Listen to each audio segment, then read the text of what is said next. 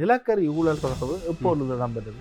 தற்சமயம் இந்த நடைமுறையில் இருக்கின்ற அரசாங்கத்தின் மீது ஊழல் குற்றச்சாட்டுகள் வருகின்றது.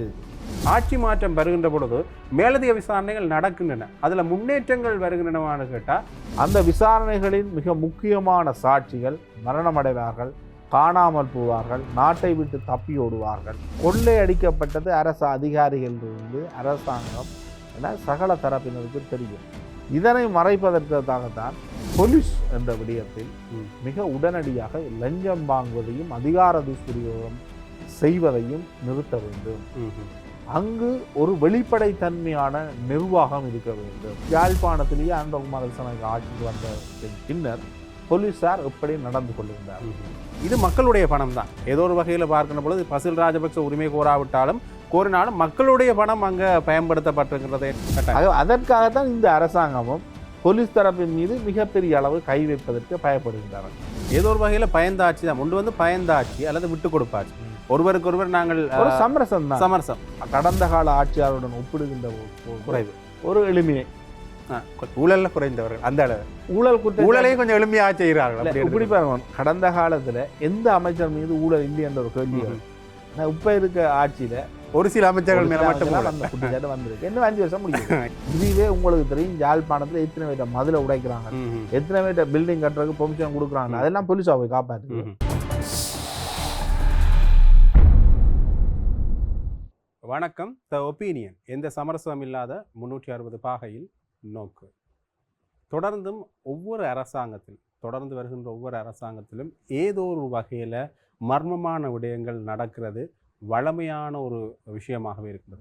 குறிப்பாக இந்த ராஜபக்சர்கள் மேலே முன்வைக்கப்படுகின்ற குற்றச்சாட்டுக்கள் என்று வருகின்ற பொழுது அது சார்ந்தவர்கள் ஏதோ ஒரு வகையில் மரணத்தை சம்பவிக்கின்றார்கள்.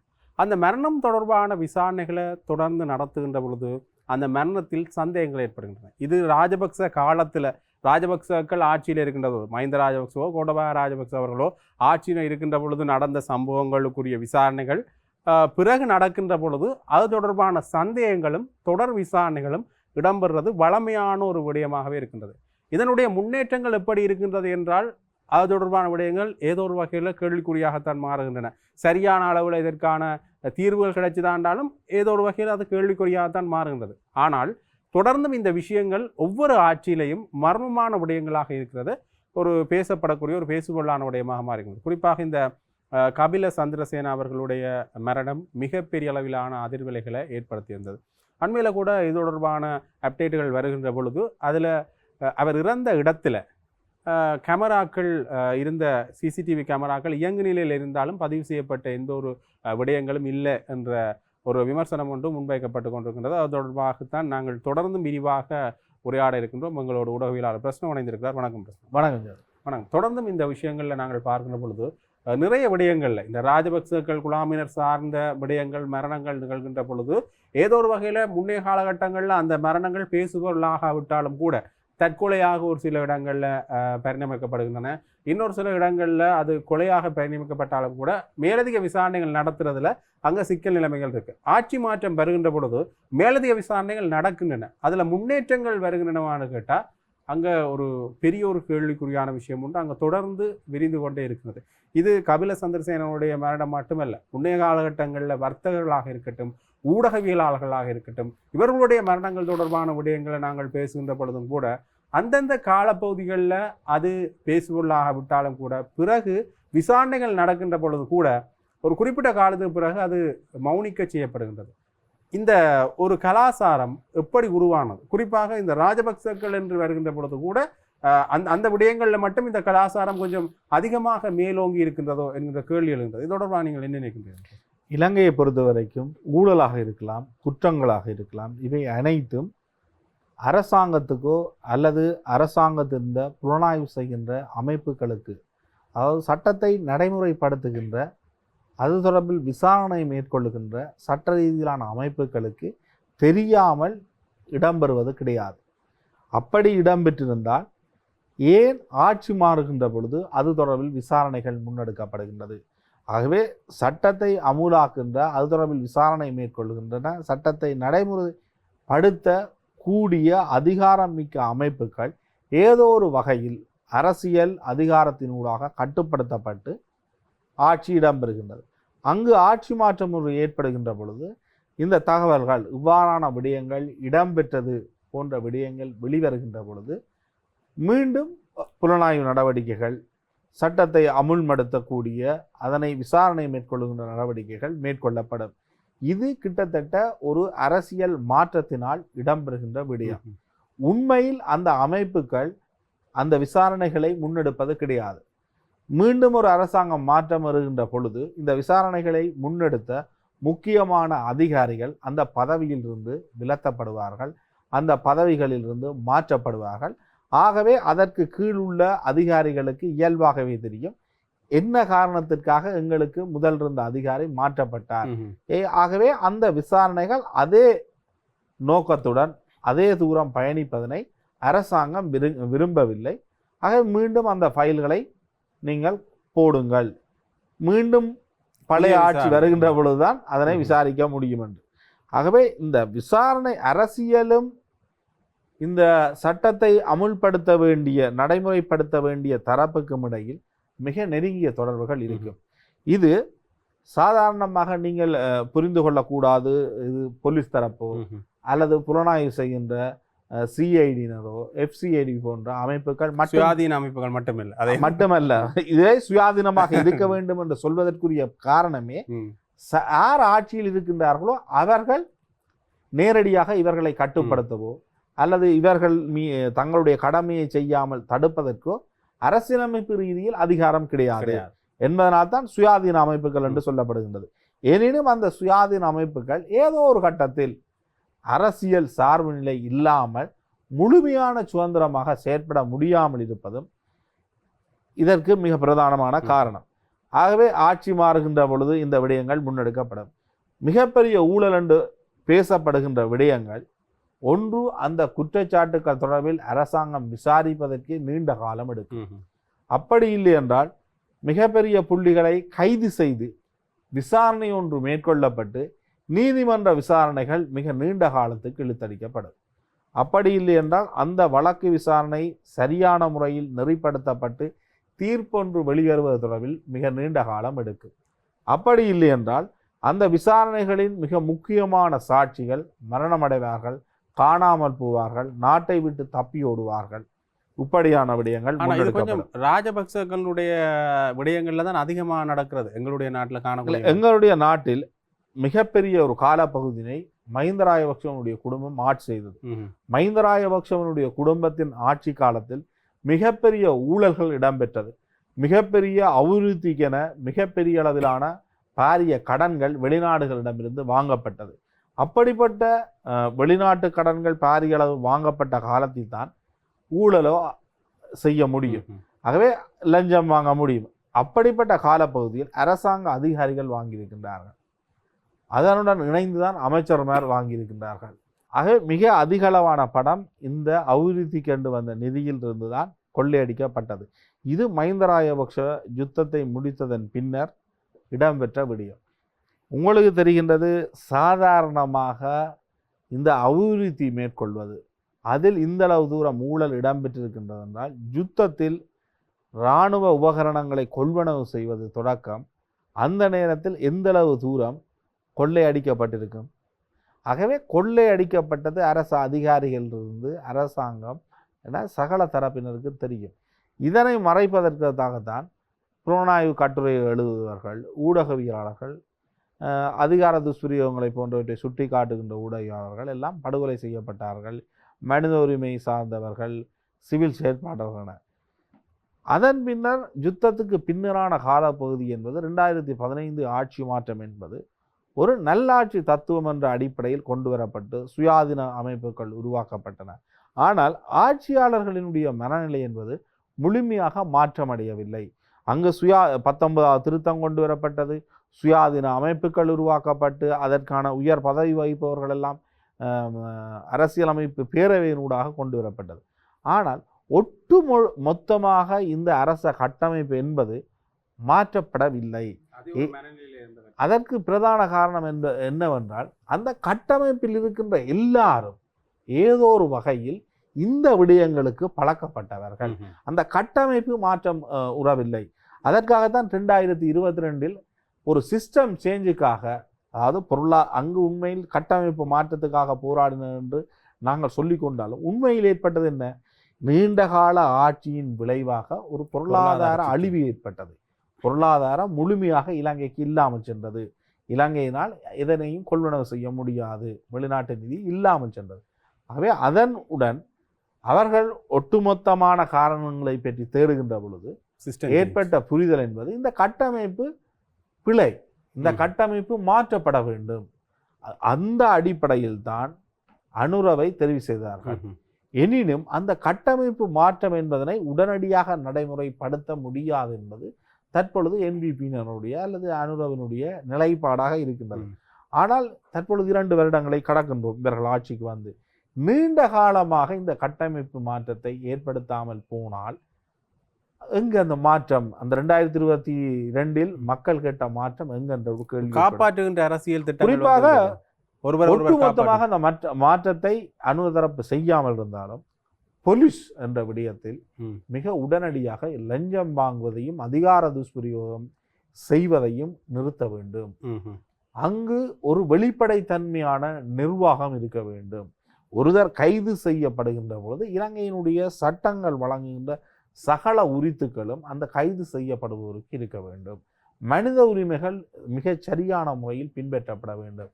உங்களுக்கு தெரியும், யாழ்ப்பாணத்திலேயே அனுரகுமார திசாநாயக்க ஆட்சிக்கு வந்த பின்னர் போலீசார் எப்படி நடந்து கொள்கின்றார்.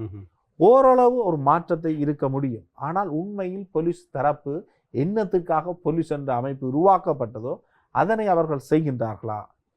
எத்தனை துப்பாக்கி சூட்டு சம்பவங்கள் தொடர்பில் இன்று மக்கள் அல்லலுறுகின்றார்கள். ஆகவே ஒரு நீதியான கட்டமைப்பாக அந்த செயற்பாடு கிடையாது. சட்டத்தை அமுல்படுத்துகின்ற தரப்பினர் அரசியல் களப்பற்ற ஒரு சுயாதீன அமைப்பாக செயல்பட வேண்டும். ஆனால் சுயாதீன அமைப்பாக செயல்பட வேண்டும் என்றால் உண்மையிலேயே அந்த சுயாதீன அமைப்புகளில் மாற்றம் செய்தால் மட்டும் சுயாதீன அமைப்பாக செயல்படுமான்ற ஒரு கேள்வி இருக்கிறது. ஏனென்றால் முன்னைய ஆட்சியில் இருந்தவர்கள் இவர்களை கட்டுப்படுத்தி இருந்தார்கள். ஆகவே அந்த ஆட்சியாளர்கள் மேலே எடுக்கப்படுகின்ற நடவடிக்கையும் ஒரு நம்பத்தகுந்த வகையில் இருந்தால், சாதாரணமாக ஒரு போலீஸ் நிலையத்தில் ஒருவர் பிழை செய்கின்றார் என்றால் உடனடி நடவடிக்கைகள் எடுக்கப்பட்டால் அந்த போலீஸ் நிலையத்தில் ஒரு 5 பேர் மாறுகின்றார்கள், 5 பேர் தண்டனைக்கு உள்ளாகின்றார்கள் என்றால் மிச்சம் 50 பேரும் திருந்துவார்கள். 5 ஓஎஸ்சிக்கு குற்றம் அல்லது அவர்களுக்கு எதிரான நடவடிக்கை சரியான முறையில் துரிதமாக இடம்பெறுமானால் ஒரு வடகிழக்கு இலங்கை ஒவ்வொரு மாகாணங்களும் திருந்தி கொள்ளும். அந்த ஒரு டிஐஜிக்கு கீழே இருக்கிற ஓஎஸ்சிமார், எஸ்எஸ்பிக்கு கீழே இருக்கிறார், அவ்வாறு ஒரு திருத்தம் ஒன்று இடம்பெறும் ஒரு எஸ்எஸ்பியை தண்டிக்க. ஆனால் இங்கு உயர் பதவிகள் இருக்கின்றவர்களுக்கு அந்த தண்டனை என்பது கிடைக்கின்றது இல்லை. அதுக்கு ஏற்றால் போல் சட்டங்களையும் இவர்கள் மாற்றி எல்லோரும் பதிலளிக்க வேண்டியவர்களாக மாற வேண்டும். மக்களினுடைய சேவையை முக்கியம் என்ற அடிப்படையில் இருக்க வேண்டும். அது இவ்வாறான செயற்திட்டங்களை மாற்றுவது என்பது எதிர்காலத்தில் ஒரு அரசாங்கம் அபிவிருத்தி என்ற அடிப்படையில் ஒரு திட்டத்தை கொண்டு வருகின்ற பொழுது போராட்டங்களை செய்கின்ற பொழுது அந்த போராட்டங்களை அடக்கி ஒடுக்க முடியாமல் செல்லும். அதற்காகத்தான் இந்த அரசாங்கமும் போலீஸ் தரப்பின் மீது மிகப்பெரிய அளவு கை வைப்பதற்கு பயப்படுகின்றார்கள். இல்லாட்டால் இவர்கள் போலீஸுக்கு எதிராக உடனடி நடவடிக்கைகளை சட்டங்களை இயற்ற முடியும். 3/2 பெரும்பான்மை இவர்களுக்கு உண்டு. ஆகவே போலீஸாரை உடனே தண்டிப்பதற்குரிய சட்டங்களை இவர்களால் உருவாக்கலாம். ஆனால் இவர்களும் மிகப்பெரிய முதலீடுகளை எதிர்பார்க்கின்றார்கள். மிகப்பெரிய முதலீடுகள் என்று வருகின்ற பொழுது மக்கள் எதிர்ப்பு தெரிவித்தால் சில முதலீடு, உங்களுக்கு தெரியும், மன்னாரில் காற்றாலை திட்டம் வருகின்ற பொழுது போலீஸ் அதிகாரிகள் சிரித்து எந்த அளவு தூரம் வன்முறையை கையாண்டு அந்த காற்றாலைகளை அங்கு கொண்டு சென்றார்கள். ஆகவே அதெல்லாம் சரியான விடயமா? அதற்கு உரிய நடவடிக்கையினை இந்த அரசாங்கம் எடுத்திருக்கின்றதா? ஆகவே இந்த விடயங்கள் இருக்கின்ற வரைக்கும் ஒரு சிஸ்டம் சேஞ்ச் இல்லாமல் இருக்கின்ற பொழுது இந்த ஊழல் அதிகார துஷ்பிரயோகம் போன்றவற்றை நாங்கள் மிக பெரிய அளவில் பேசிக்கொண்டாலும் நடைமுறை சாத்தியம் என்பது கேள்விக்குறியான ஒன்றுதான். இன்னொரு விதத்தில் ஒன்று பணம் சார்ந்த ஊழல்கள், அடுத்தது இந்த காணி சார்ந்த ஊழல்கள் இடம்பெற்றிருக்கின்றன.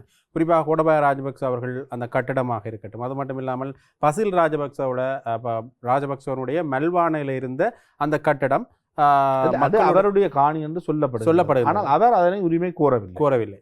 ஆனால் அந்த இடத்துல இது மக்களுடைய பணம் தான். ஏதோ ஒரு வகையில் பார்க்கின்ற பொழுது பசில் ராஜபக்ச உரிமை கோராவிட்டாலும் கோரினாலும் மக்களுடைய பணம் அங்கே பயன்படுத்தப்பட்டிருக்கின்றது என்கின்ற ஒரு கேள்வி ஒன்று இருக்கின்றது. அதை ஒரு மக்கள் பயன்பாட்டுக்கு, குறிப்பாக இலங்கை பல்கலைக்கழக மாணவர்களுடைய கேட்கிற விஷயம் என்னென்னா, அதை மீண்டுமே பல்கலைக்கழகத்தினுடைய அந்த செயல்பாட்டுக்கு எங்களுடைய செயல்பாடு.